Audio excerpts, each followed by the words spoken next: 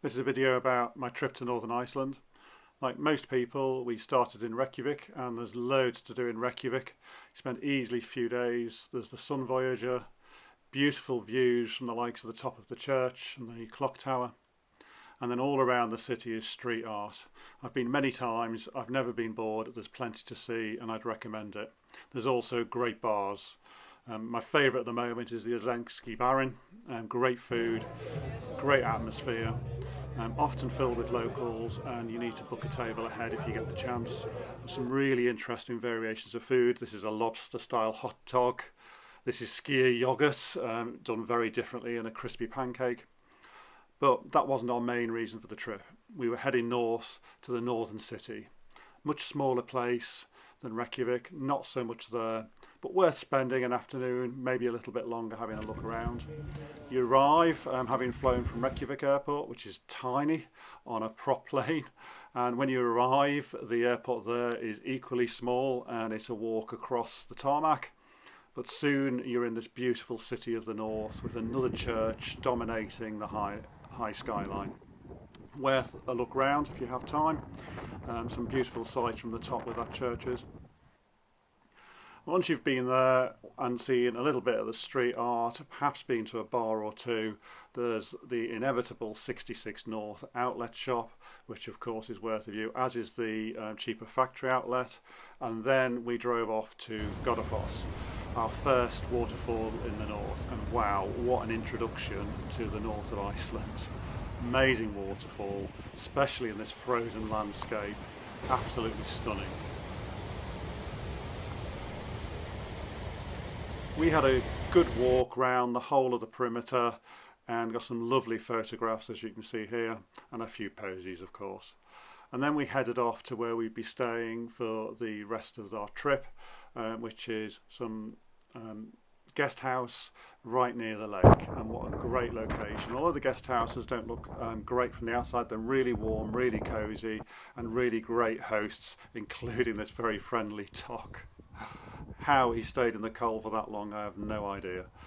We were very, very fortunate to see these nacreous clouds, or stratospheric clouds. They're like rainbows in the sky in clouds formed from ice crystals, and if you're lucky enough to see them, they're as impressive as the Aurora, which we also got to see stunningly across the lake.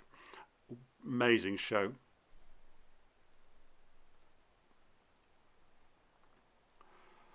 As you can see, I got lucky with some purple colours and then some deep greens and so many stars because the sky was just so dark. But we went there just for the Aurora. We were having a good look around and we went off to this viewpoint, which is a big geothermal area, which is just incredible.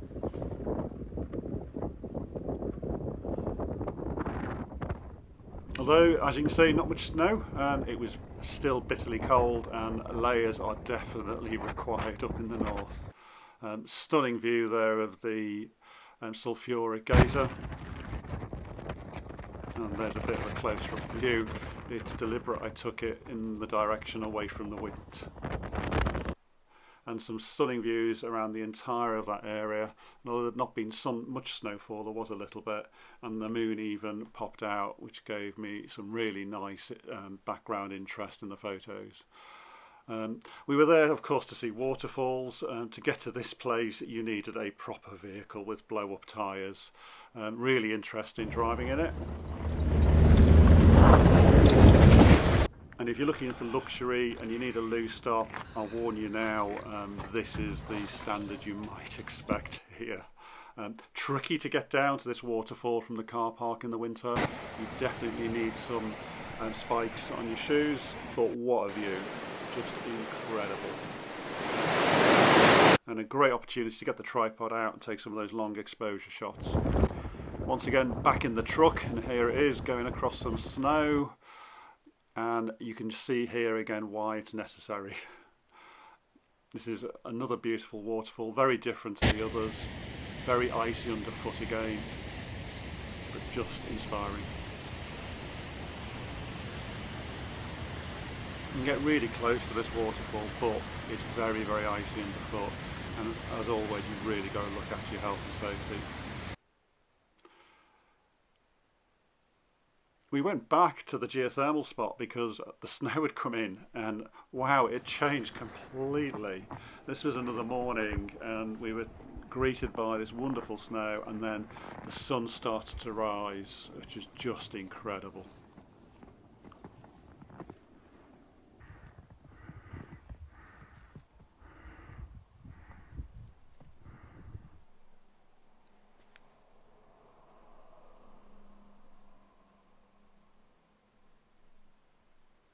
And then we were off again to another waterfall. This is Godafoss.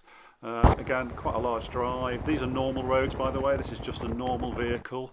It gives you an idea of what it's like. These are the loos, a bit better than the last place, but much more wintry now. Good fall of snow, and another very stunning waterfall.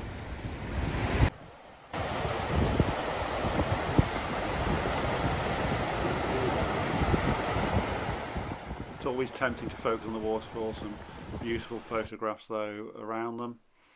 Gives you a real idea of the epic nature of this landscape, as does this photograph with John just as a dot. And just further up from Godafoss is this waterfall. Again, very beautiful, especially in the snow in the winter. And as you can see, very quiet, very few people around. And an opportunity to show off my 66 North jumper and my new Icelandic wool mittens before heading off on the road again. And this time we were heading off to probably my favourite spot, the Krafla power point. Amazing. The road was closed, not surprisingly, because it was extremely wintry in this place. I hiked up to that ridgeline, stunning views, not for the faint-hearted though. Well worth it for these stunning views of the surrounding area and the power plant.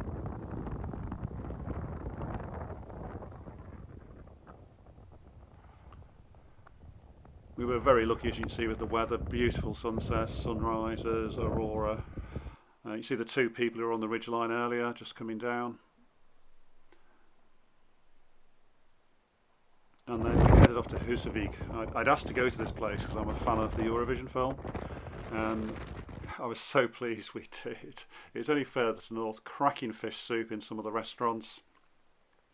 Get to see the sign from Eurovision, the harbour, the car park, everything's there, and of course it's a working harbour. Great place to go whale spotting in the summer, I believe.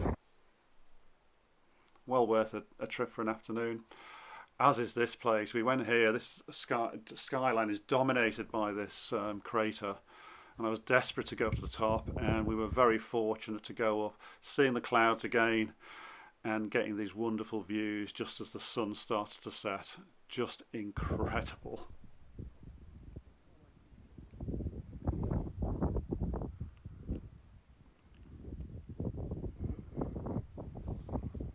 These are probably my favourite photographs from the trip. This juxtaposition between the craters and the surrounding landscape, this deep contrast, the beautiful colours as the sun starts to set. And then we headed down, and once again we're treated to these wonderful clouds.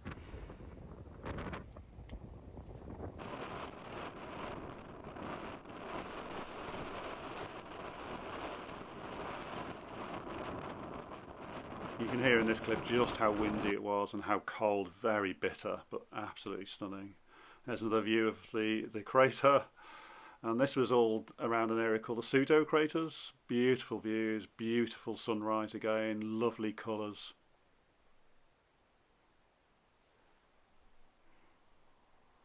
One last shot of our crater, and then we got lucky again, of course, and saw Icelandic horses, which were just as beautiful as ever.